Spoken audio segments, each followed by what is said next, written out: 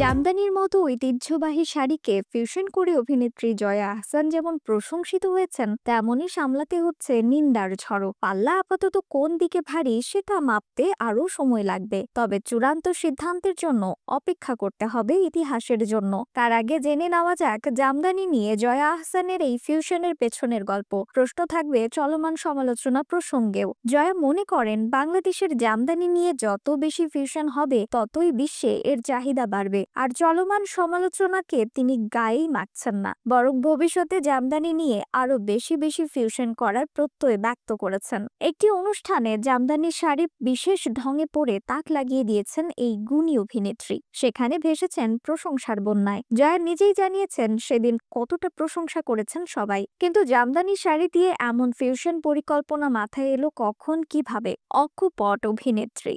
Oscar বা বড় কোনো আয়োজনে সবাই যেমন কাপড় পরে, আমি তার চেয়ে ভিন্ন কিছু পরতে চেয়েছিলাম।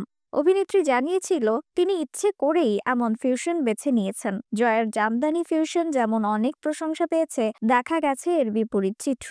অনেকেই জামদানির এমন উপস্থাপনা পছন্দ করেননি, যেটা নিয়ে তুমুল বিতর্ক চলছে। অনেকেই বলছে জামদানির 12টা বাজিয়েছেন জয়া, সেটাও কানে গেছে জয়ার। এ বিষয়ে তিনি বলেন, হ্যাঁ, আমি দেখেছি অনেকে এটা নিয়ে কথা বলছেন।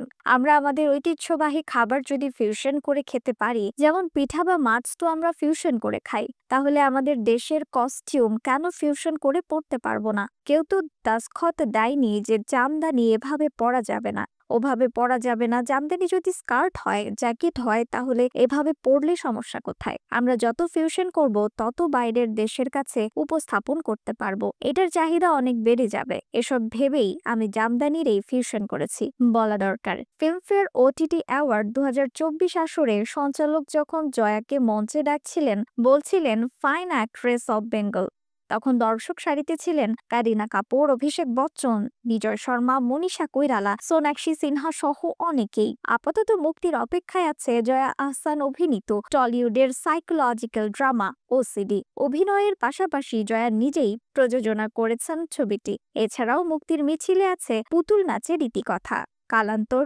নকশি কাঁথার জমিন প্রভৃতি। নিউজ ডেস্ক, রিফাত আরা ইসলাম, ভোরের আকাশ।